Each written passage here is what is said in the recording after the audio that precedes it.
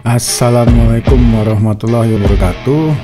Oke, ini apa kabarnya nih semua kawan-kawan yang suka hobi traveling naik kendaraan roda 4 ya. Semoga setiap hari selalu diberi kesehatan dan juga diberi keselamatan ya ketika hendak melakukan perjalanan.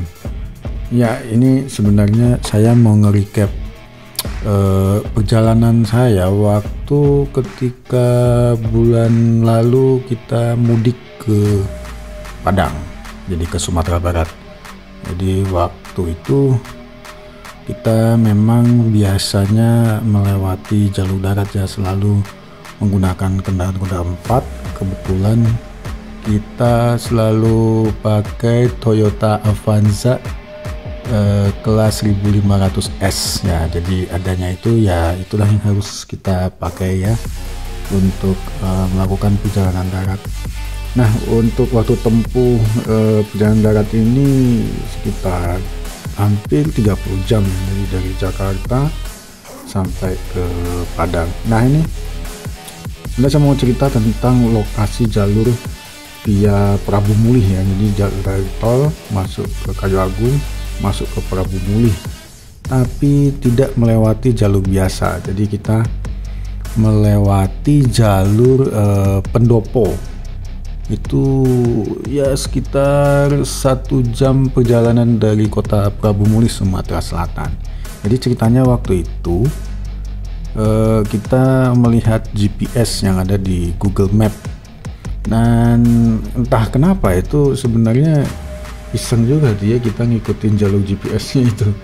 Jadi GPS-nya mengarahkan melalui wilayah pendopo. Jadi dari Prabu Mulih itu bisa langsung tembus ke kemana itu, ke Lubuk Linggau, dan itu memotong waktu lumayan ya, bisa sampai 4 jam. Itu lebih hemat 4 jam. Kalau misalnya jalur lama itu kita harus memutar melewati Muara Enim, Lahat, Tebing Tinggi, baru kemudian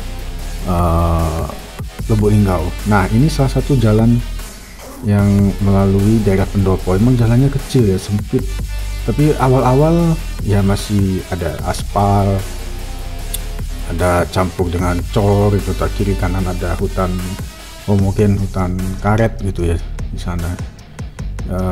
Sementara sih jalannya masih enak gitu ya. 1 jam perjalanan itu masih aman lah ya, aspal masih bagus, dan kiri kanannya juga ya seperti ini, banyak pepohonan rindang ini ya, dan lalu lalang pun lumayan ada lah gitu ya, walaupun tidak ramai karena lewat jalan kampung ini dari pendopo ini menuju ke Lubuk Linggau. Nah, lama-kelamaan jalannya mengecil dan tiba-tiba cekrek nong. Nah, ini dia nih. Tiba-tiba jalanan berubah menjadi jalan tanah. Nah, disinilah petualangan kita dimulai, teman-teman. Jadi di sini waktu itu kita kaget juga itu. Kita sekeluarga gitu ya. Saya bawa anak, 3 anak dan 1 istri saya gitu kan. Kemudian pas nyampe di jalan tanah ini rasanya, waduh, kok jalannya tanah ya. Dan tanahnya tanah merah ya. Ini sangat berbahaya untuk kendaraan kendaraan non 4-wheel drive. Itu agak bahaya nih kalau misalnya ada hujan. Waduh, ini bisa nyangkut kita di sini karena ini memang jalannya hanya tanah, jalan tanah. Jadi sekitar 1,5 jam itu kita hanya melewati jalan tanah perkebunan. Jadi kayak perkebunan untuk bahan baku kertas sebetulnya. Jadi tapi GPS tetap mengarahkan kita melalui jalur ini. Jadi ya kita sementara ini pede-pede aja karena waktu itu sinyal GPS-nya pun masih kuat gitu ya. Dan ya kita jalani saja deh sambil melihat kanan kiri yang kebetulan ini masih hutan perkebunan ya, hutan homogen ya. Ditebangin kiri kanan tuh landscape-nya masih sangat luas, sejauh mata memandang. Kita hanya melihat ya pepohonan dan beberapa lahan yang masih kosong gitu ya, untuk dipersiapkan untuk menjadi lahan perkebunan. Nah cuman ya begini, jalannya kita nggak bisa kencang-kencang karena waktu itu kondisi walaupun kondisi kendaraan kita prima, cuman kita harus hati-hati karena di sini benar-benar tidak ada yang namanya pom bensin, tidak ada tukang tambal ban atau bengkel. Jadi emang harus hati-hati kita di sini. Pelan sekali, jadi saya mengendarai kendaraan saya hanya paling banter maksimal hanya 20 km per jam, sangat pelan. Dan uniknya ini saya juga berpapasan dengan beberapa kendaraan mewah ya. Saya melihat ada Alphard, ada beberapa ada sedan. Mungkin dia kesasar juga itu kayaknya.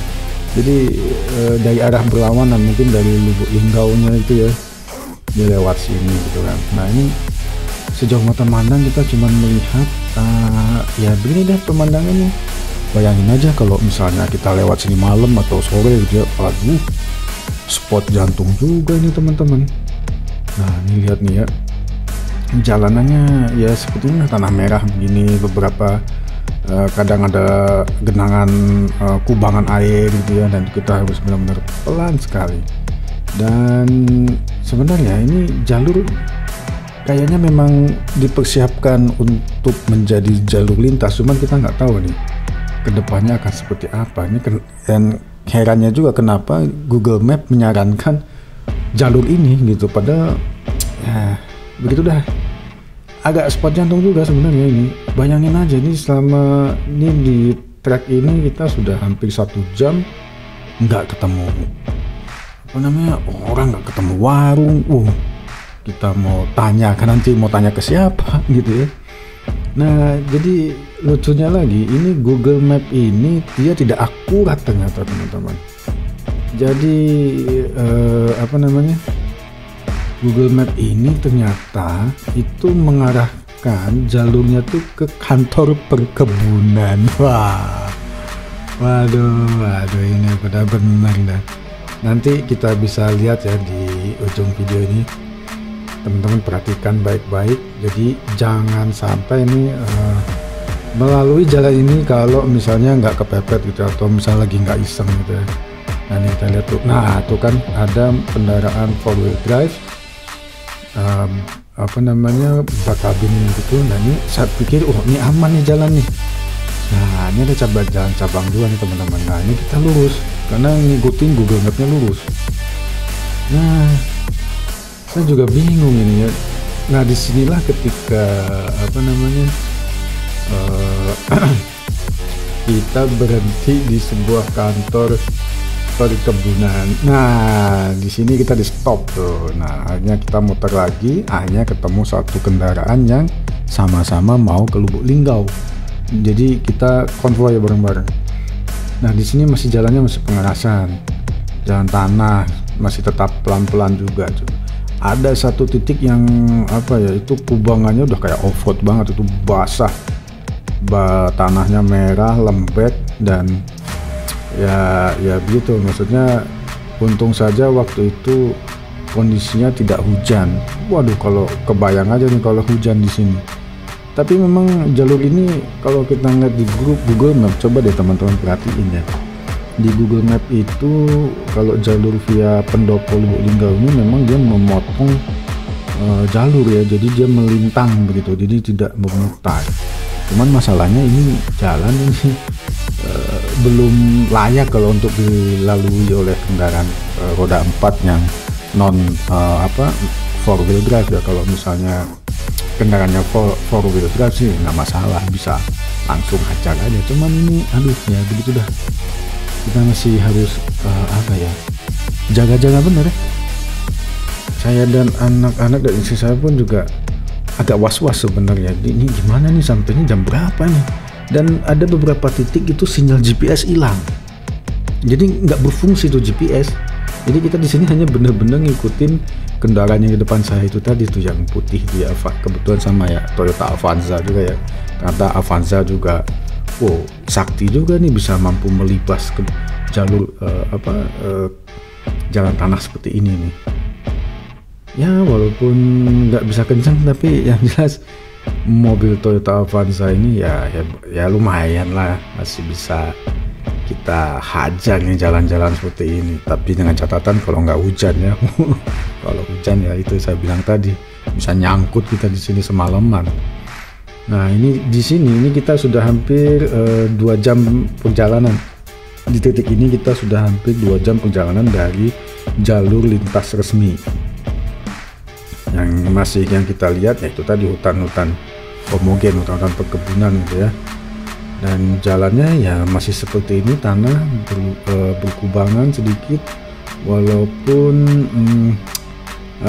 ya sebenarnya ini sangat licin, sangat berbahaya kalau dilintasi ketika hujan tiba. Nah, ini untungnya alhamdulillah qadarulahnya kemarin itu pas kita mudik itu cuacanya cerah ya. Dan waktu kita kesasar di kantor perkebunan itu, dia juga bilang bahwa pada malam takbiran itu banyak sekali mobil yang nyasar ke sini katanya. Dan akhirnya dia minta putar balik dan balik lagi ke jalur yang resmi gitu ya. Nah, cuman karena kita ini masih siang ya, waktu itu ini sudah pukul 3 sore kita sampai di sini. 3 sore dan perjalanannya ya seperti yang teman-teman lihat di sini. Jadi kita melewati hutan-hutan perkebunan. Ya sebenarnya ngeri-ngeri sedap juga nih, karena kita nggak tahu ya di depan kalau misalnya kendaraan kita kena paku lah gitu, waduh ban bocor, aduh itu benar-benar bikin kita spot jantung teman-teman. Nah di sini ada jalan yang agak banyak lubangnya, berkubang, dan harus benar-benar pelan-pelan. Ini kebetulan waktu itu yang video ini anak saya yang masih berumur 7 tahun ya, 8 tahun, jadi ya lumayan lah ini gambar. Nah jadi sudah setelah hampir 2,5 jam kita jalan tuh, kita akhirnya tuh ketemu dengan jalur beton. Aduh ini tuh senangnya minta ampun, alhamdulillah, karena sudah hampir 2 jam lebih kita melewatin jalur tanah yang becek ya. Cuman jalur beton ini cukup lebar ya, 4 meter kayak 4 meter lebih, 4 meter kurang lebar jalannya. Cuman ya itu tadi jalur betonnya ini tidak sepanjang yang kita harapkan.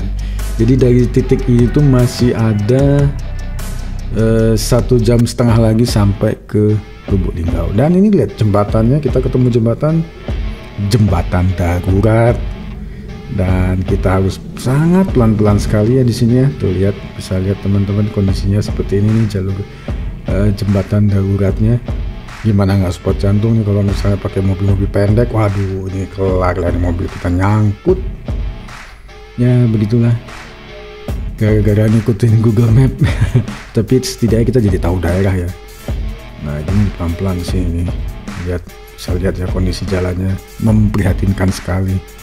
Ini kemana ini negara?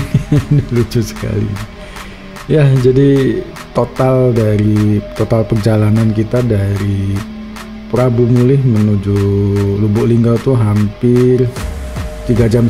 Jadi ya kalau dibulet-buletin sebenarnya ya nggak beda jauh sih sebenarnya lewat jalur biasa, hanya saja karena kita pelan ya, jadi agak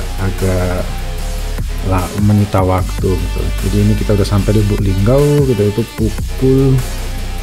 hampir pukul 5 sore ya, 5 sore apa setengah 5. Jadi ya begitulah perjalanannya teman-teman. Jangan lupa untuk selalu komen, like, dan subscribe channel Ricky Jalan-Jalan. Ini kita bertemu lagi nanti insya Allah di jalur-jalur perjalanan yang lainnya. Wassalamualaikum warahmatullahi wabarakatuh.